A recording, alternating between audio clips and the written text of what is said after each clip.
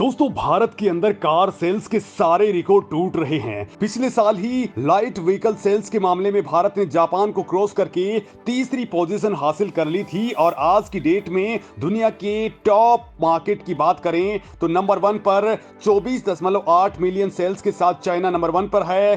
13.8 million sales के साथ number 2 पर अमेरिका है।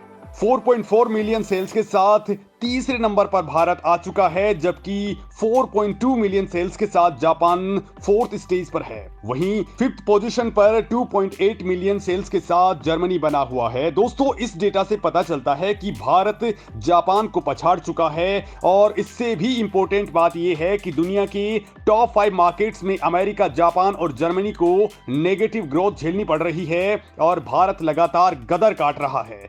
दोस्तों ये मार्केट की बात है। अगर मैं आपको एक्सपोर्ट की बात बताऊं तो आपका हिलना तय है, क्योंकि उसमें भी भारत ने अब तगड़ा धमाल मचा दिया है। अच्छी बात यह है कि बड़ी कंपनियां अब तेजी से भारत की ओर रुख कर रही हैं। लिहाजा दोस्तों इस वीडियो पर बने रहिए, क्योंकि ये बहुत दमदार होने वाला है और अगर आपने चैनल को सब्सक्राइब नहीं किया है तो उससे जरूर कर लीजिए। तो दोस्तों इस टाइम चाइना और भारत ही वो देश हैं जहां ऑटो सेक्टर कमाल कर रहा है और बड़ी बात यह है कि भारत का ऑटो मार्केट जिस स्पीड से बढ़ रहा है, जिस स्पीड से ग्रो कर रहा है, उसके आगे चाइना भी टिक नहीं पा रहा, क्योंकि भारत के ऑटो मार्केट में 23% की ग्रोथ देखने को मिली है, जबकि चाइना में ये केवल 3% ही देखने को मिली है। जिसका मतलब ये है कि भारत की ऑटो मार्केट दुनिया की सबसे तेजी से ग्रो करने वाली ऑटो मार्केट बन चुकी है और अगले 4-5 साल के अंदर हम अमेरिका को क्रॉस करके दुनिया का दूसरा सबसे बड़ा ऑटो मार्केट बन जाएंगे। इसके लिए दोस्तों मैं आपको 2 बातें बताने वाला हूं, जिनको देखने के बाद आप भी समझ जाएंगे जो आने वाले वक्त में भारत को कार मार्केट का शहंशाह बनाने वाला है। दोस्तों एक तो अगर हम टॉप कार एक्सपोर्टर्स की बात करें तो नंबर 1 पर आता है जापान, जापान के बाद दूसरे नंबर पर चाइना, तीसरे नंबर पर आता है जर्मनी। अब जापान की बात करें तो जापान हर साल 30 से 40 लाख के बीच कार्स दुनिया में एक्सपोर्ट करता है। जापान का सबसे बड़ा ब्रांड है टोयोटा, जो न केवल जापान बल्कि दुनिया का सबसे बड़ा कार ब्रांड है। दोस्तों टोयोटा इस वक्त दुनिया में सबसे ज्यादा कार बेचने वाली कंपनी है। पिछले साल यानी कि 2022 में टोयोटा ने कुल मिलाकर के 1 करोड़ 5 लाख कार सेल्स की थी। लगातार तीसरे साल भी टोयोटा ने दुनिया भर में सबसे ज्यादा कार बेचने वाले ब्रांड का टाइटल अपने नाम कर लिया। लेकिन अब हम भारत की बात करें, लेकिन भारत में टोयोटा की परफॉर्मेंस मिली जुली रही है। कंपनी अभी तक इनोवा और फॉर्च्यूनर की सेल्स के दम पर ही सर्वाइव करती रही है, लेकिन रिसेंटली टोयोटा ने अपने स्ट्रेटजी में कई सारे चेंजेस किए हैं और मारुति सुजुकी के साथ टाई अप करके इंडियन मार्केट के लिए कई सारी न्यू कार्स लॉन्च की हैं। लेकिन दोस्तों यहां तक तो सब ठीक है, लेकिन अब भारत के लिए एक बड़ा मोमेंट आ गया जब टोयोटा ने ऐलान किया कि अब जापान के अंदर भी जो गाड़ियां चलती हैं वो सब मेक इन इंडिया होंगी। मतलब दोस्तों पिछले कुछ सालों में मोदी सरकार ने देश के अंदर मैन्युफैक्चरिंग को बढ़ावा देने के लिए जो रिफॉर्म्स किए, जो प्रोडक्शन लिंक्ड इनिशिएटिव स्कीम लाए और लगातार इस मामले में कोशिशें की कि सभी कार मेकर्स भारत के अंदर ही कार्स को मैन्युफैक्चर करें और जो ऑटो स्पेयर पार्ट्स होते हैं वो भी भारत के अंदर ही मैन्युफैक्चर किए जाएं। इसका नतीजा अब मिलना शुरू हो चुका है। बड़ी बात यह है कि इनकी शुरुआत दुनिया की सबसे बड़ी कार कंपनी टोयोटा ने कर दी है। अच्छी बात यह है दोस्तों कि भारत के अंदर मैन्युफैक्चर्ड ऑटो पार्ट्स को जापान और दुनिया के बाकी देशों में एक्सपोर्ट करके वहां पर अपनी कार्स को अब फिट किया जाएगा और टोयोटा ने अपने make in India electrical vehicles के कंपोनेंट्स को जापान को एक्सपोर्ट करना स्टार्ट भी कर दिया है। दोस्तों टोयोटा की जो नई हाइब्रिड इलेक्ट्रिक प्लेटफॉर्म वाली कार्स हैं उनके अंदर ई ड्राइव टेक्नोलॉजी के कंपोनेंट्स हैं, जो हाइब्रिड इलेक्ट्रिक व्हीकल में इलेक्ट्रिसिटी को पावर में कन्वर्ट करते हैं। वो सभी कंपोनेंट्स भारत में बेंगलुरु बेस्ड टोयोटा किर्लोस्कर में ही मैन्युफैक्चर होते हैं, जिनको टोयोटा हाईराइडर और टोयोटा इनोवा हाईक्रॉस में फिट किया जाता है और इनको अब दनादन एक्सपोर्ट किया जा रहा है। इतना ही नहीं, मारुति सुजुकी ग्रैंड विटारा में भी जो E drive technology components use होते हैं उनको भी टोयोटा ही मैन्युफैक्चरिंग कर रही है।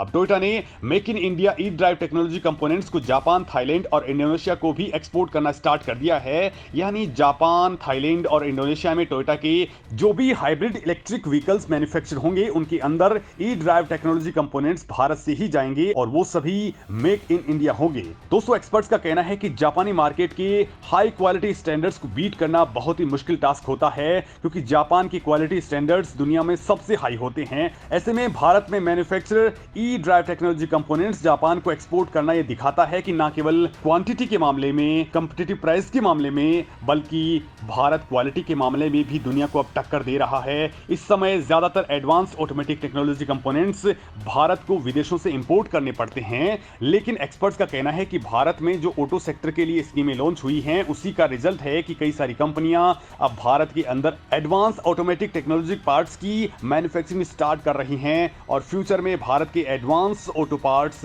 बहुत तेजी से बढ़ने वाले हैं। और दोस्तों, चूंकि भारत का मार्केट आगे बढ़ने वाला है और दोस्तों चूंकि भारत का कार मार्केट आने वाले सालों में अमेरिका को क्रॉस करके दूसरे नंबर पर आने वाला है, ऐसे में सभी कार कंपनियां भारत के मार्केट में अपने प्रोडक्शन को तेजी के साथ बढ़ाने का ऐलान कर चुकी हैं। टोयोटा के बाद अब हुंडई ने भी बड़ा ऐलान किया है। साउथ कोरिया की कार जॉइंट हुंडई ने ऐलान किया है कि वो भारत के अंदर $2.45 बिलियन का इन्वेस्टमेंट करने जा रही है। खास बात यह है कि अपने देश यानी साउथ कोरिया के अंदर एक्सपेंशन को लेकर के इतना बड़ा इन्वेस्टमेंट नहीं कर रही जितना वो भारत के अंदर कर रही है। हुंडई ने स्टेटमेंट रिलीज करते हुए कहा है कि भारत के अंदर वो अपने प्रोडक्शन को 8,50,000 यूनिट्स पर ईयर तक लेके जाना चाहती है।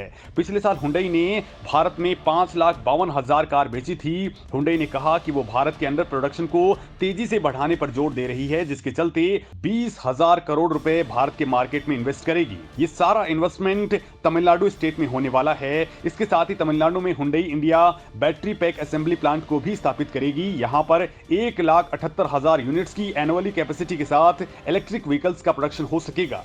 हुंडई इंडिया का कहना है कि वो इंडिया की इलेक्ट्रिक व्हीकल मार्केट के अंदर और भी मॉडल्स लॉन्च करेगी। साथ ही तमिलनाडु में 100 से ज्यादा इलेक्ट्रिकल व्हीकल चार्जिंग स्टेशंस को भी स्थापित करेगी।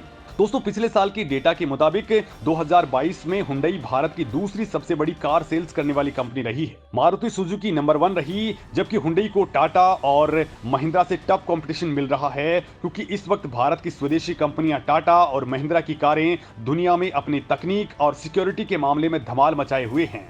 और दोस्तों, अब दुनिया की सारी कंपनियां एकदम से भारत में टूट करके यहां पर अपना मैन्युफैक्चरिंग स्टार्ट करने वाली हैं। और उसी दौरान बड़ी बात यह है कि अमेरिका की जितनी भी बड़ी कंपनियां थी, यूरोप की जितनी भी बड़ी कंपनियां जो भारत में अपने प्लांट्स लगा चुकी थी, वो यहां से उखाड़ करके वापस अपने देश में लेकर के जा चुकी हैं, क्योंकि उनकी दाल अब भारतीय कंपनियां और इन बड़ी कंपनियों के आगे नहीं गलने वाली है। दोस्तों, इस मामले में आप क्या कुछ कमेंट करेंगे, मुझे जरूर बताएं।